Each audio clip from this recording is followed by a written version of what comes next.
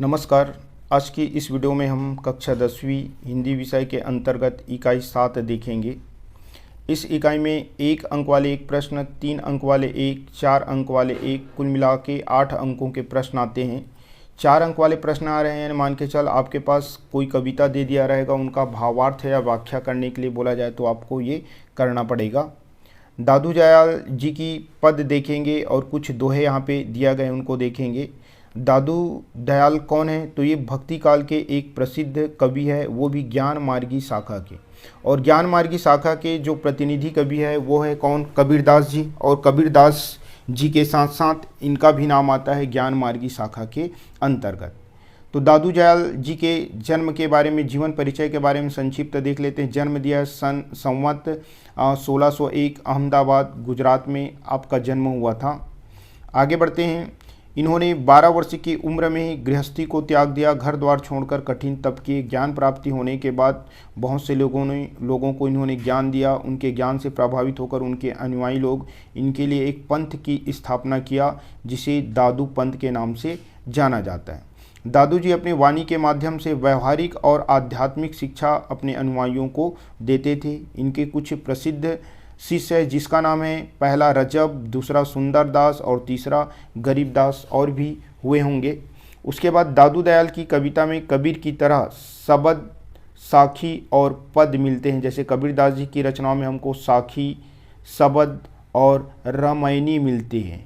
साखी यानी होता है दोहा, शब्द यानी पद, और रामायणी यानी होता है क्या? चौपाई। ये तीनों चीज़ मिलते हैं, जैसे ही हमको दादू दयाल जी की रचनाओं में भी मिलते हैं। ये पहली हमारे पास पद दिया गया है। ये पद जो है 2019 के तीनों सेट में भावार्थ लिखने के लिए आपके पास आया था। चलिए इसी को हम सीधा देखते हैं। पहले हम इनका वाचन करते हैं। अजहूँ ना निकसे प्राण कठोर, दर्शन बिना बहुत दिन बीते, सुंदर प्रीतम मोर। चार पहर चारों जुग बीते, रैनी गंवाई भोर। अवधि गई आजहूँ नहीं आए, कतहूँ रहे चितचोर। कबहूँ नैन निरखी नहीं देखे, मारग चितवत तोर। दादू ऐसे आतुर बिरहनी, जैसे चंद चकोर। ठीक है, तो यहाँ पे हम ये देखने का प्रयास करेंगे जो कठिन शब्द हैं उन कठिन शब्दों का अर्थ, उसके बाद व्याख्या भी देखेंगे। कठिन शब्दों के साथ साथ जो भी व्याख्या यहाँ पे आता जाएगा। जैसे आजहूँ, आजहूँ शब्द का अर्थ होता है आज भी, आज भी। उसके बाद है प्राण यानी प्राण, कठोर शब्द यानी कठोर भी बोल सकते हैं। दर्शन यानी दर्शन, बिना बहुत दिन बीते, बहुत दिन बीत गए। सुंदर प्रीतम मोर, प्रीतम शब्द का यूज़ यहाँ पे ईश्वर के लिए किया है, परमात्मा के लिए किया है। ठीक है। चार पहर, चार यानी चार, पहर, पहर यानी होता है जैसे दिन में 4 पहर होते हैं और रात में 4 पहर, कुल मिला के 8 पहर होते हैं। उसके बाद जुग यानी होता है युग। बीते रैनी, रैनी यानी होता है रात्रि, रात। भोर यानी होता है सुबह। ठीक है। अवधि गई आजहूँ नहीं आए, अवधि यानी समय, आज का भी व्यतीत हो गया लेकिन आज भी नहीं आए। कतहूँ चित चोर, चित चोर, चित यानी होता है मन, चोर यानी मन को चुराने वाले। कबहूँ नैन, नैन यानी होता है नेत्र, नैन यानी क्या होता है? नेत्र। उसके बाद है निरखी, निरखी शब्द का अर्थ होता है निरखी, निरखी यानी होता है लगातार देखना या परिपूर्ण रूप से देखना। तो निरखी शब्द का अर्थ हो गया लगातार देखना, या एक प्रकार से कह सकते हैं कि ध्यान से देखना, नहीं देखें यानी नहीं देखें। मार्ग यानी होता है मार्ग। चितवत, चितवत शब्द का अर्थ होता है देखना, देखना। चितवत शब्द का अर्थ क्या हुआ? देखना। दादू ऐसे आतुर, आतुर यानी व्याकुल। बिरहिनी, बिरहिनी शब्द का अर्थ होता है बिरहिनी यानी होता है विरह या वियोग, विरह या वियोग। जैसे चंद चकोर, चंद यानी चंद्रमा, चकोर यानी एक पक्षी है। इस पक्षी ये पक्षी जो है चंद्रमा को एक टक देखते रहते हैं, उसी पक्षी के बारे में बताएं। तो चलिए अब सीधे हम व्याख्या करते हैं। व्याख्या करते समय आपको सीधा भावार्थ पूछा जाता है। अगर आप सेट करके लिख सकते हैं तो लिख सकते हैं कि प्रस्तुत काव्यांश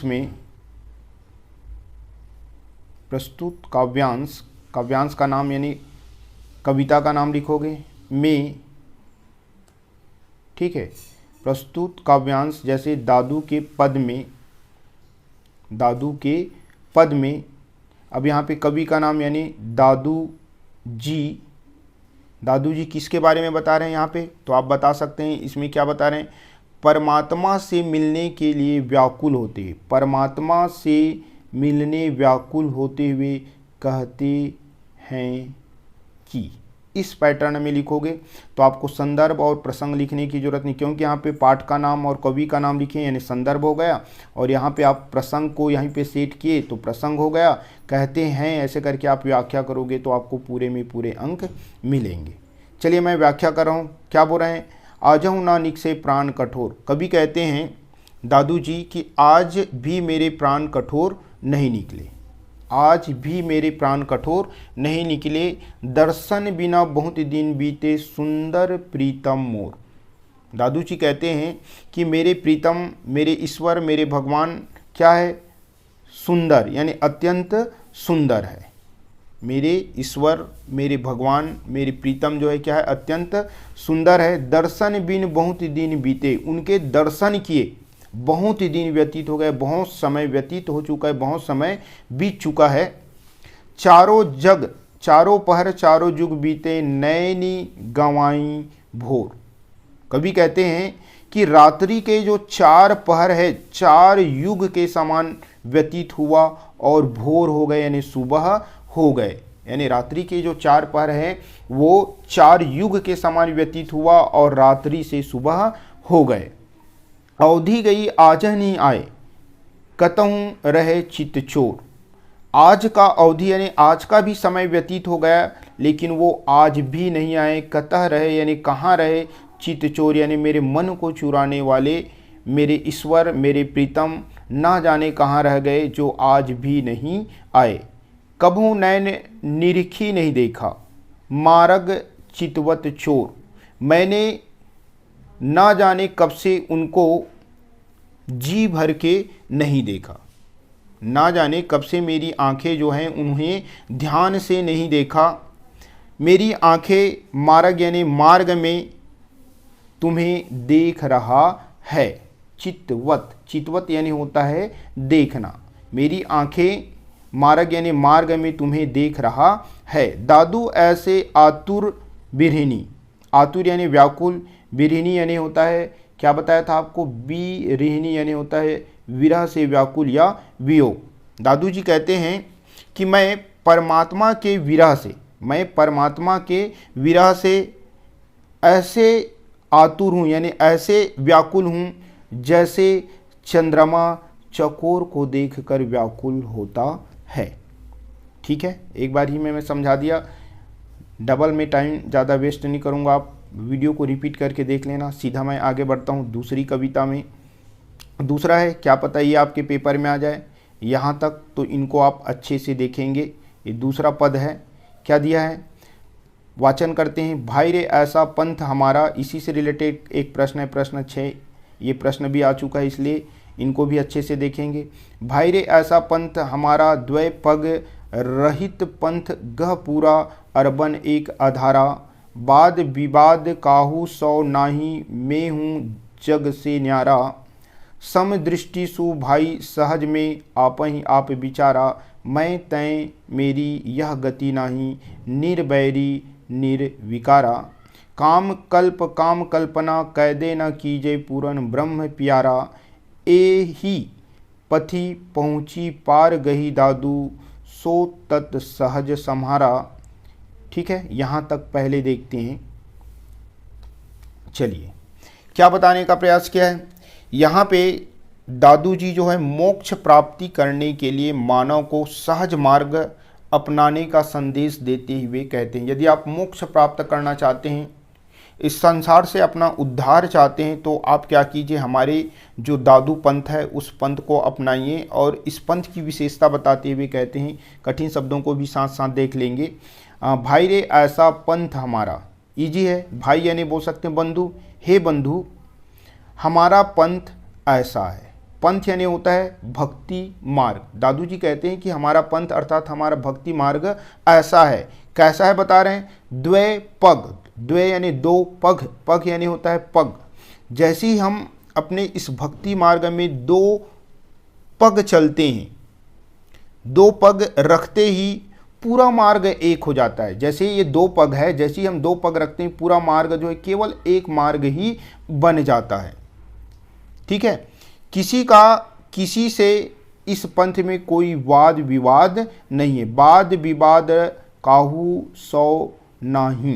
वो बता रहे कि हमारे पंथ में कभी भी किसी से कोई विवाद नहीं होता और हमारा पंथ जग से न्यारा, हमारा पंथ जो है जग से क्या है, इस संसार से क्या है, अलग है। न्यारा यानी अलग।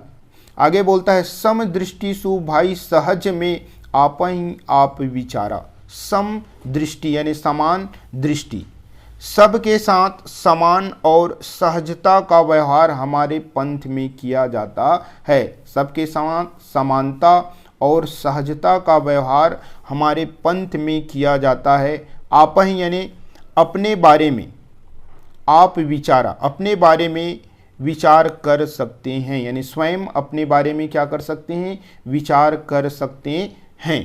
हमारे पंथ में मैं तय मेरी, हमारे पंथ में मैं तेरे मेरे का कोई भेद नहीं है। हमारे पंथ में मैं तेरे मेरे का कोई भेद नहीं है।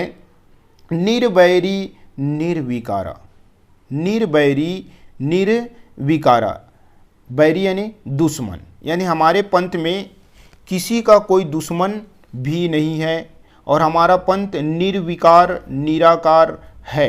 यानी हमारे पंथ में जो ईश्वर है वो निर्विकार और निराकार है।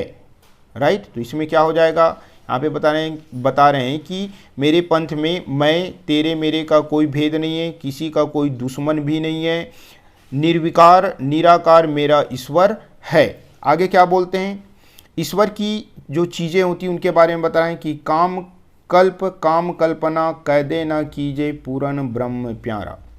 ईश्वर किसी चीज़ की, काम यानी एक प्रकार से कामना, ईश्वर किसी चीज़ की कोई कामना नहीं करता।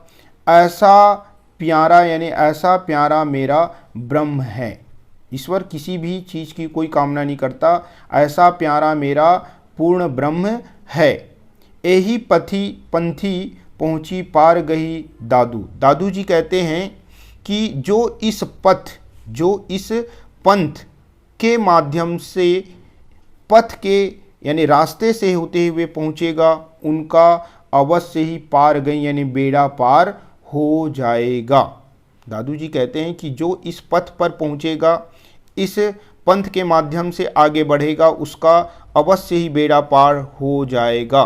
तब ही वह, फिर क्या बोलते हैं, सो तत् सहज सम्हारा, तभी वह इस पंथ को सरलता से समझ पाएगा। जो इस पंथ में आएगा और सहज ही वो इस पंथ में आने के बाद उनका बेड़ा पार हो जाएगा, तब वह इस पंथ को सरलता से सहजता से समझ पाएगा। चलिए मैं आगे बढ़ता हूँ। इनकी व्याख्या अगर मैं डालना चाहूँगा तो डिस्क्रिप्शन बॉक्स में डाल दूँगा, वहाँ पे आप जाके देख सकते हैं। सीधे हम आगे बढ़ जाते हैं। इससे रिलेटेड क्वेश्चन ये थोड़ा सा बचा है, इनको समझाने के बाद इजी है, कोई प्रॉब्लम नहीं, ये भी आपका आसानी से हो जाएगा। वाचन कर देते हैं। क्या दिया है हमारे पास, हिंदू तुरक न जानो दोई, साईं सबका सोई है रे, और न दूजा देखो कोई। दादू जी कहते हैं यहाँ पे कि जाति और धर्म का जो भेद है उनके ऊपर घात करते हुए कहते हैं, यानी जाति और धर्म का जो भेद है वो भेद पूरी तरह से मिट जाना चाहिए, दोनों को ये समान मान के चलते हैं। क्या बोलते हैं दादू जी, दादू जी कहते हैं कि हिंदू यानी हिंदू, तुरक यानी होता है मुसलमान, ना जानो दोई। दादू जी कहते हैं कि हमारे पंथ में ईश्वर हिंदू मुस्लिम भेद को नहीं मानता। दादू जी कहते हैं कि हमारे पंथ में हमारे जो ईश्वर है उसमें हिंदू और मुस्लिम दोनों में कोई भेद नहीं मानता। साईं सबका सोई रे, साईं सबका सोई रे, वह सबका, साईं यानी मालिक या भगवान, वह सबका मालिक है।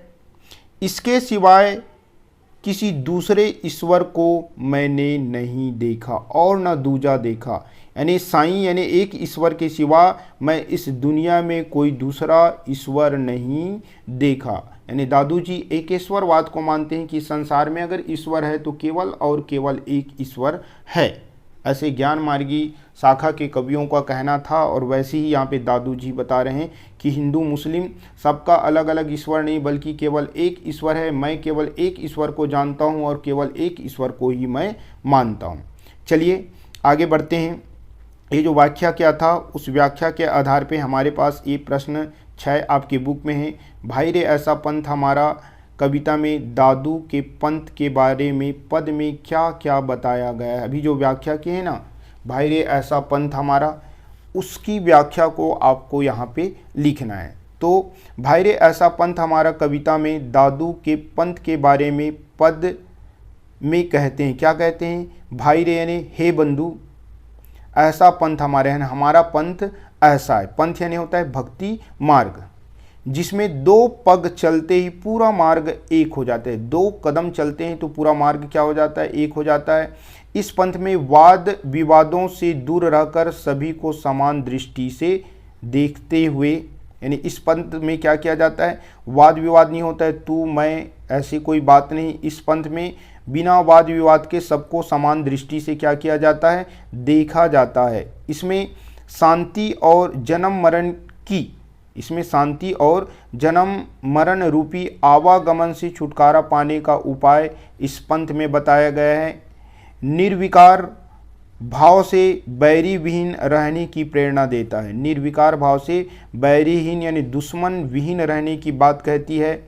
तेरा मेरा काम क्रोध से दूर ईश्वर भक्ति में स्वयं को समाहित करने की बात इस पंथ में कही गई है। तो इतना आपको लिखना है। 3 या 4 नंबर में अगर प्रश्न पूछेगा तो ये भी आ सकता है और एक साल ये पेपर में आ चुका है। आगे बढ़ते हैं। यहाँ से हम दादू जी की दोहे को देखते हैं। 1, 2, 3, 4 और 5 दोहे यहाँ पे दी गई है, 2-2 लाइन का है।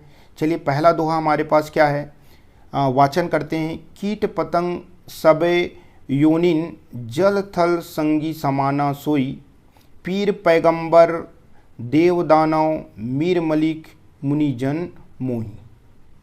यहाँ पे दादू जी क्या बताने का प्रयास किया है कि उनका जो ईश्वर है वो सर्वव्यापी है। दादू जी की जो ईश्वर है वो क्या है, सर्वव्यापी है। इसके बारे में बताते हैं। क्या बताते हैं, दादू जी कहते हैं कि कीट पतंग सब योनि, कीट पतंग सब योनि में एक ही ईश्वर है। कीट पतंग सब योनि में ईश्वर है। उनके लिए जल थल, उनके लिए जल थल संगी समाना, जल थल सभी क्या है, समान है। कीट पतंग सब योनि में ईश्वर है, उनके लिए जल थल सब एक समान है। पीर पैगंबर, पीर यानी गुरु, पैगंबर यानी ईश्वर का दूत, तो पीर पैगंबर देव दानव यानी देवता और असुर, मीर मलिक मुनि जनक, मुनि और जनक मोही। तो यहाँ पे क्या बताया है, पीर पैगंबर देव दानव मीर मलिक मुनिजन सबके पालक ईश्वर है। सबके पालक कौन है, ईश्वर है। ऐसे यहाँ पे दादू जी ने कहा, यानी कीट पतंग में भी ईश्वर है, जल थल को ईश्वर सबको समान मानते हैं। पीर पैगंबर देव दानव मीर मलिक मुनि जनक, जनक सब में ही एक ईश्वर समाहित है। अब आ जाते हैं अगले 2 पंक्ति में। करता है रे सोई चिन्हों जिन वै रोध करे रे कोई, जैसे आरसी मंजन की जय राम रहीम दही तन धोई। यहाँ पे दादू जी ईश्वर की पहचान के बारे में बताते हैं। यानी ईश्वर को आप कैसे पहचान सकते हैं। तो दादू जी कहते हैं, क्या कहते हैं, ईश्वर को पहचानो, कर्ता रे सोई चिन्हो, चिन्हो यानी पहचानो, ईश्वर को पहचानो, उनका विरोध मत करो, ईश्वर को पहचानो, उनका विरोध मत करो, जिन वह रोध करे रे कोई, ठीक है, उनका कोई विरोध मत करो। जिस प्रकार से, जैसे यानी जिस प्रकार से आरसी मंजन कीजिए, आरसी यानी होता है यहाँ पे क्या, दर्पण, जिस प्रकार से दर्पण सबका मुखड़ा दिखाता है, वो किसी के साथ कोई भेदभाव नहीं करता, जो भी दर्पण के सामने जाएगा दर्पण उसको अपना मुखड़ा दिखाएगा। तो वही बोला है कि जिस प्रकार दर्पण सबका मुखड़ा दिखाता है, वह राम रहीम, राम और रहीम में भेद नहीं करता, वैसे ही ईश्वर जो है क्या है, सर्वव्यापी है, सबके शरीर में, सबके तन में वो विराजमान है।